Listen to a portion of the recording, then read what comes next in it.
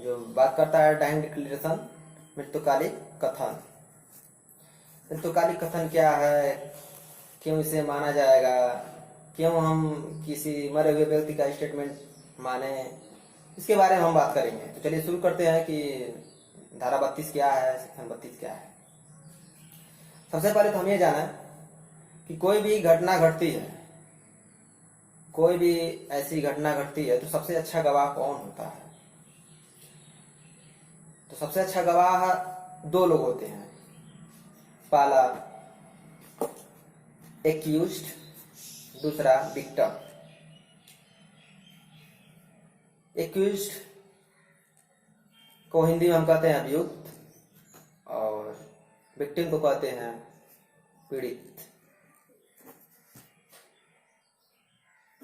Accused जो अपराध किया है, पीड़ित जिसके साथ अपराध हुआ है।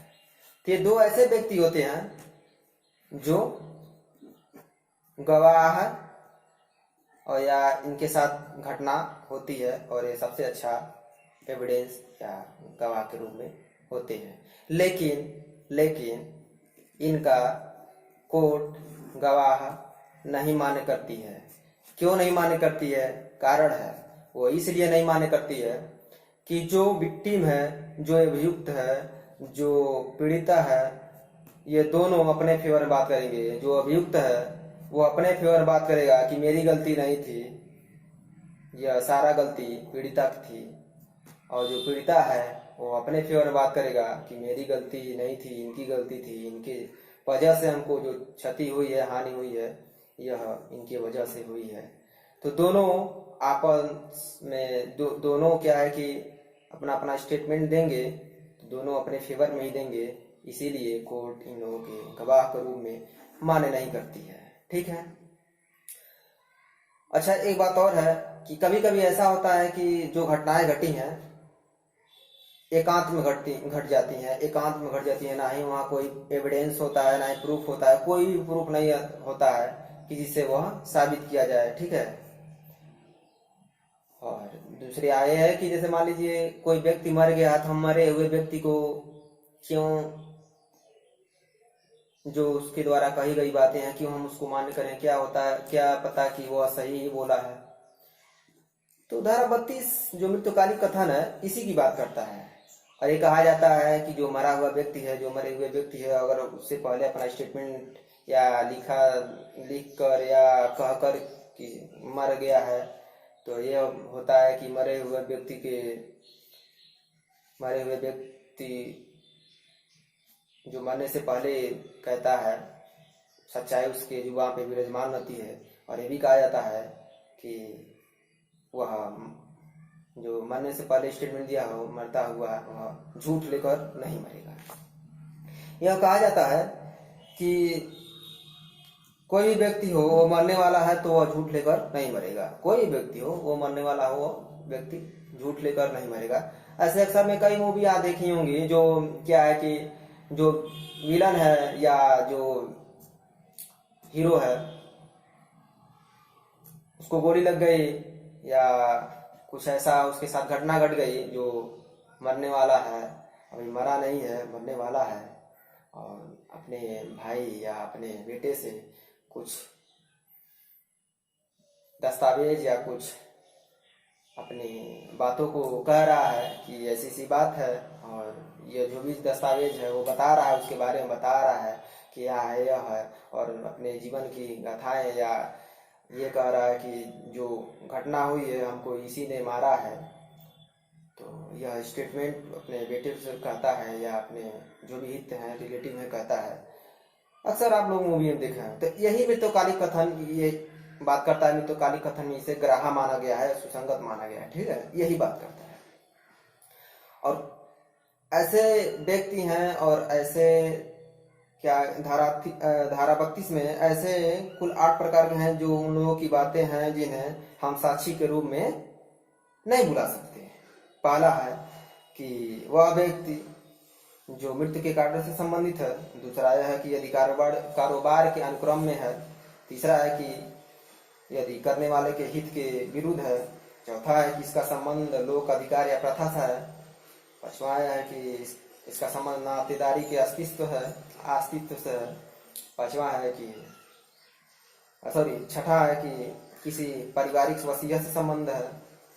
सातवां है कि यदि इसका संबंध ऐसे किसी संव्यवहार से है जिसका संबंध प्रावधान धारा 13A में है और इसकी किसी दस्तावेज से है। और आठवां है अगर यह लोगों द्वारा किया गया है, इसका संबंध किसी विवादक प्रश्न से है जो यह बात सुसंगत होती है।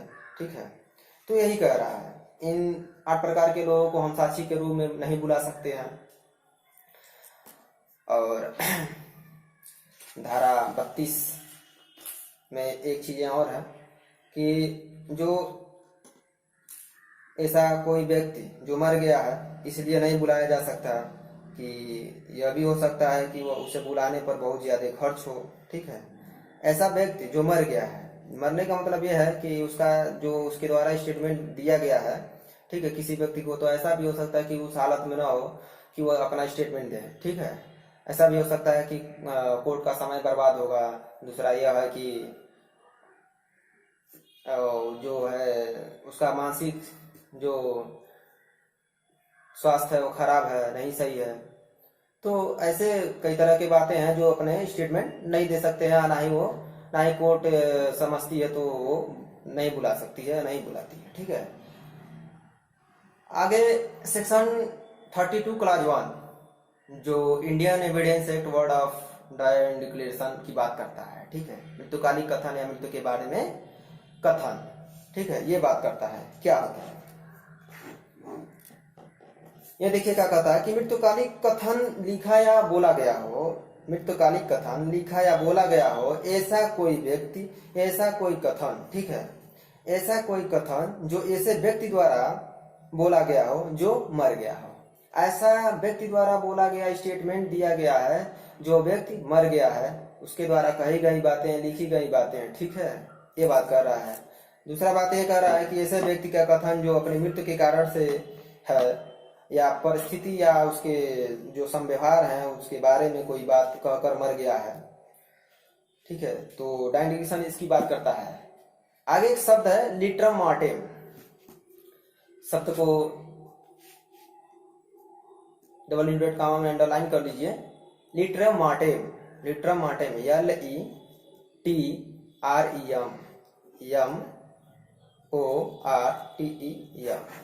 LETRMORTEM, लिटरम मॉर्टेम यह एक लैटिन शब्द है जिसका मतलब होता है कि मृत्यु के समय किया गया संवाद या ऐसा मृत्यु के समय किया गया कथन। ठीक है, मृत्युकालिक कथन बहुत विश्वसनीय है, भरोसेमंद है। और कारण यह है कि ऐसा व्यक्ति जिसको पता है या विश्वास है कि वह मरने वाला है तो वह झूठ लेकर नहीं मरेगा। यह सुनी सुनाई नियमों का अपवाद है, यह सुनी सुनाई नियमों का अपवाद है। जाहिर सी बात है कि जो मृत्यु हुआ है अगर वो तो देखा नहीं कैसे मृत्यु हुआ है, उसके द्वारा कही गई स्टेटमेंट ही ना किसी व्यक्ति के द्वारा कोर्ट में प्रस्तुत होती है। तो यही कह रहा है कि सुनी सुनाई नियमों का अपवाद है मृत्युकालिक कथन। तो इसमें क्या है कि यह ऐसे व्यक्ति द्वारा कहा जाता है जिसने क्या है कि उसका कथन जो सुना है वह उसका खुद का स्टेटमेंट नहीं होता है, उस व्यक्ति का खुद का स्टेटमेंट नहीं होता, वो मरे हुए व्यक्ति का ही स्टेटमेंट होता है। उसके द्वारा कही गई बातें, उसके द्वारा लिखी गई बातें वो उसके द्वारा ही होता है, मरे हुए व्यक्ति का उसका खुद का स्टेटमेंट नहीं होता है। मृत्युकालिक कथन हमेशा अभियोजन द्वारा न्यायालय में समक्ष रखा जाता है, अभियोजन के द्वारा हमेशा न्यायालय के समक्ष रखा जाता है। ठीक है, एक मैगजीम है निमो मोट्रियस प्रेसुटेंट मेंट्री, स्पेलिंग है NEMOPRITURIUSPRESUMUNTURMENTRI, जिसका मतलब होता है कोई व्यक्ति मरते समय झूठ लेकर अपने निर्भरता से नहीं मिलेगा। भारतीय कानून मृत्युकालिक कथन को इसलिए मान्यता देता है क्योंकि कहावत है कि मरता हुआ व्यक्ति झूठ नहीं बोलता अथवा सच्चाई मरने वाले व्यक्ति के जुबान पर बैठती है या उसके मुंह पर रहती है। यहाँ केवल एकमात्र चश्मदीद गवाह है, वह है पीड़ित, वह जो मर गया है। और यदि उसके बात को ग्राह्य नहीं बनाया गया तो न्याय के हित में प्रभावित होंगे, न्याय नहीं हो पाएगा। अब कैसे मरा है, क्यों मरा है, उसके साथ तो न्याय नहीं हो पाएगा। अगर वही अगर स्टेटमेंट आकर देगा तो वो तो दे नहीं सकता है।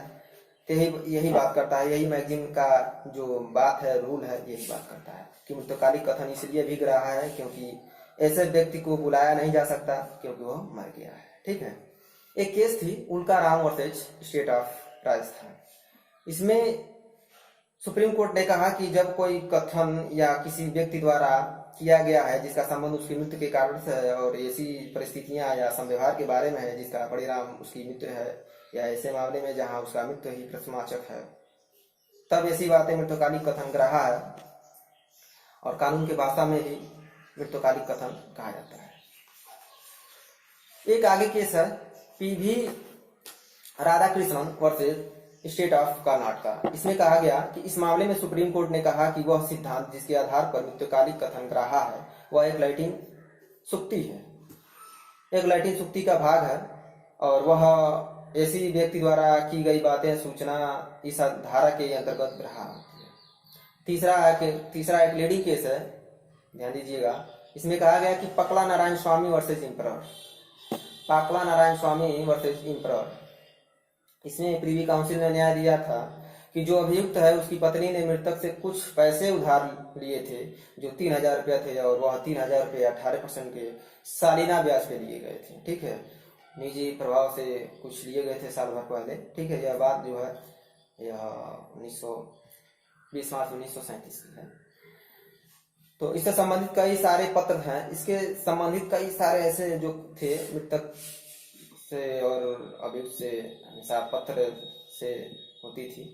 तो पत्र जो ऋण से संबंधित पत्र है वह अभियुक्त की जो पत्नी है उसके द्वारा हस्ताक्षर थे और यह मृतक के घर से मिले थे। एक पत्र था जो किसी के द्वारा हस्ताक्षरित नहीं था, ना इस पर कुछ ऐसी बातें लिखी थी। केएन के घर, जो वह पत्र भी केएन के घर से, केएन के जेब से मिला, केएन के जेब से पॉकेट से मिला जो मृतक है। केएन उसी का नाम है जो मृतक है।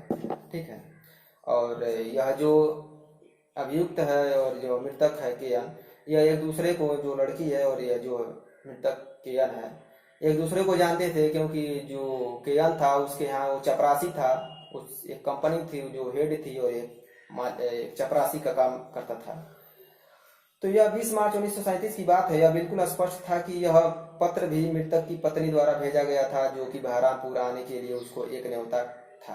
केएन जो कि मृतक है अपने घर से जाते समय अपनी पत्नी को यह बताकर गया कि पकला नारायण स्वामी की पत्नी ने उसे बुलाया है।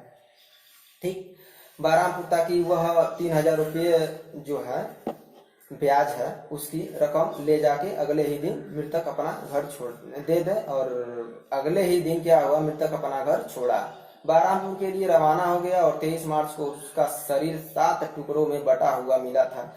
एक पूरी स्टेशन है, पूरी जगह का नाम है पूरी स्टेशन है, ट्रेन के डिब्बे में मिला जो एक बॉक्स है उसी में 7 टुकड़ों में कटा हुआ पीस करके बंद करके मिला था। अभियुक्त को मृत्यु की दोषी पाया गया, जो अभियुक्त है उसे मृत्यु की दोषी पाया गया और उसे फांसी की सजा भी दी गई। कारण यह थी कि 3 तरह के जो एविडेंस है, जो 3 तरह के प्रूफ है, ये बता जाहिर करते थे कि पहला तो बहरामपुर जाना, दूसरा जो पत्र है उसके जेब से मिलना, तीसरा जो साक्ष्य है वो क्या है कि उसका मृतक के प्रति कर्जदार होना और उसके लिए जो स्ट्रिप का वो है खरीदना, यही सब बयां करती हैं। आगे एक और केस है, और आगे एक केस है कि उसमें बताया कि वजीर चंद्र वर्सेज स्टेट ऑफ हरियाणा। इसमें क्या था कि जो अभियुक्त है मृतक की हत्या कर दिया था और एक ट्रक से जिसमें वादी मिली उसको भी अभियुक्त ने ही खरीदा था। जो ट्रक था उसको भी वो अभियुक्त ने खरीद लिया था और उस ट्रक में जो बॉक्स थी जिसमें 100 रखा था वो भी उस व्यक्ति ने खरीदा। इस आधार पे वह मृतकालिक के रूप में ग्राहा माना गया। आगे बताता है कि भांगियाओं इशारों पे भी मृतकालिक कथन बात करता है। इशारों में भी क्या मृतकालिक कथन मान्य होती है। ते केस है क्यून इम्प्रेस वर्सेज अब्दुल्ला। इस मामले में अभियुक्त है जो लड़की है, जो मृतक है, उसका गर्दन काट दिया था और इसके कारण यह बोल नहीं पा रही थी। उसने इशारों में ही अभियुक्त की तरफ इशारा किया। उसने बताया। इलाहाबाद हाईकोर्ट ने फुल बेंच ने निर्णय इस पे लिया। यदि इस मामले में हम बता रहे हैं क्या हुआ। इस मामले में यह था कि लड़की का जो गला कटा हुआ था, अभियुक्त ने जो जिस लड़की का गला कटा हुआ काट दिया था, जिस कारण वो वकील जो था वो नहीं बोल पा रही थी और उसे फौरन हॉस्पिटल ले जाया गया और जहाँ उसकी दादी वहीं मौजूद थी। उसकी दादी कहती हैं कि ये तुम्हारे साथ कौन घटना घटित किया है। और ये 4-5 जो नौकर थे उसमें से अब्दुल्ला भी उसका सर्वेंट था, उस घर का सर्वेंट था। बताया कि अगर जो मतलब मैं नाम लूंगी तो तुम मेरा हाथ पुश कर देना, दबा देना, ठीक है। जैसे ही अब्दुल्ला का नाम आता है वो लड़की दबा देती है, जिससे ये पता चलता है कि यह जो घटना घटित हुआ है अब्दुल्ला ने किया है। तो वही इलाहाबाद हाईकोर्ट ने फुल बेंच ने निर्णय दिया कि यदि जिस व्यक्ति को क्षति पहुंची है वह बोल नहीं सकता है, वह इशारों से ही मृतकाली कथन कर सकता है। सुप्रीम कोर्ट का यह मानना है कि इशारों में भी कही गई बातें हैं। ग्राह्यता इस बात पर निर्भर करेगी कि उन इशारों को किसने रिकॉर्ड किया। सिर का हिलाना, भाव भंगियाओं किस प्रकृति के थे, क्या यह प्रश्न पूछे गए थे कि साधारण थे कि विशेष थे, और कितना प्रभावी और समझने योग्य हैं। इस केस में इशारों में मृत्युकालीन कथन किया जा सकता है, ठीक है। आगे मुकवाक पढ़ेंगे धारा 119 में, इसी में एविडेंस में जो मुकवाक को मौखिक साक्ष्य माना जाता है, जाके सिर हिलाना या हाथ हिलाना के रूप में एविडेंस मानी जाती है, ठीक है। वही है यहाँ पे है। आगे ये बताता है कि मृत्युकालीन कथन की जो भाषा है वो कैसी होनी चाहिए, क्या होनी चाहिए भाषा। तो जो मृत्युकालीन कथन की भाषा है वो किसी भी रूप में भाषा हो, किसी भी भाषा का उपयोग में हो, वह ग्राह्य होती है, सुसंगत होती है। एक केस था, इसमें एक मामला था कि इस मामले में जहां मृतक ने अपने पृथक अपने कथन को कन्नड़ और उर्दू भाषा में दिए गए। यह निर्णय लिया गया कि भाषा कुछ और थी। एक मामले में जो क्या था कि उर्दू और कन्नड़ में उस भाषा को दिया गया था, लेकिन वो भाषा कुछ और थी। तो इस आधार पे कहा गया कि इस आधार पे अस्वीकार नहीं किया जा सकता कि वह कन्नड़ में रिकॉर्ड किया गया, ठीक है, और इसे अग्राह्य नहीं माना जा सकता है। एक मामला और था जहां मृतक ने तेलुगु भाषा में स्टेटमेंट दिया था, लेकिन डॉक्टर ने अंग्रेजी भाषा में रिकॉर्ड किया था। दूसरा डॉक्टर वहां मौजूद था एक्सप्लेन करने के लिए, ठीक है। तो यह माना गया कि यह वैध है और यह सुसंगत है और मृत्युकालीन कथन किसी भी भाषा में ग्राह्य होती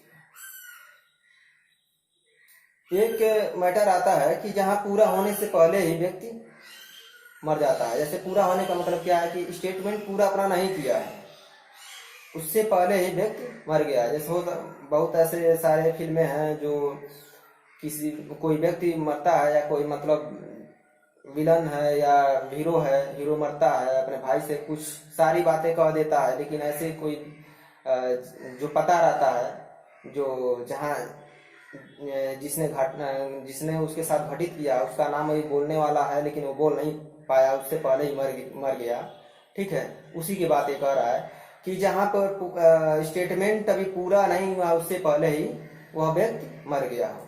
इस मामले में क्या होता है। तो इस संबंध में सर्वोच्च न्यायालय ने कहा कि यदि मृतक अपनी बात पूरा नहीं कर पाया है, जिससे ऐसी कोई बात नहीं कर पाया कि अपराध का हेतु क्या था, क्यों किया यह अपराध, क्या कारण था, ठीक है, तब ऐसा मृत्युकालिक कथन विश्वास के काबिल नहीं होगा। यदि मृतक ने पूरी कहानी बता दी है लेकिन आखिरी प्रश्न का उत्तर नहीं दे पाया और यह कहना चाहता है तो यह कथन भरोसे के काबिल नहीं है। यह बताया कि यह भरोसे के काबिल नहीं है। फिर देखिए मृत्युकालिक कथन में एफआईआर क्या मान्य हो सकती है। देखिए क्वेश्चन कभी कभी पूछ लेता है 3 नंबर में एलएलबी की स्टूडेंट के लिए कि क्या मृत्युकाली कथन है जो एफआईआर में मान्य होती है? तो जी हाँ, मान्य होती है।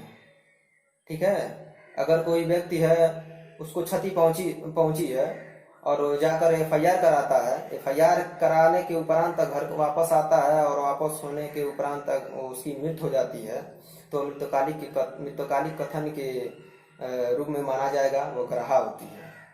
ठीक है, जैसे एग्जाम्पल समझिए कि कोई व्यक्ति है, ठीक है, उस मारपीट, दो विवाद मतलब दो गुटों में मारपीट हुई, ठीक है, मारपीट में वो क्षति पहुंचा, उसको क्षति पहुंची तो गया एफआईआर कराने, एफआईआर करा के जो फौरन घर की तरफ बढ़ रहा है, अचानक उसका अंदर घाव था, अचानक उसका मौत हो जाती है, मृत्यु हो जाती है, तो मृत्युकाली के कथन में ग्राह्य होगी, एफआईआर ग्राह्य होगी, एफआईआर के रूप में मृत्युकाली कथन ग्राह्य होती है। ठीक है, तो हम लोग इस पर आज चर्चा किए हैं, आगे इसमें हम बताएंगे। तो आज का वीडियो यहीं तक, और जहाँ तक है पूरी कोशिश है हमारी कि आप लोग को समझाएं और आप लोग को बहुत अच्छे से समझाएं ताकि आप लोग समझ सकें, हमारी पूरी कोशिश रहेगी। और आप लोग को अच्छा लगा होगा तो please support me, subscribe your channel please. तो आज के लिए इतना ही, थैंक यू फॉर वॉचिंग।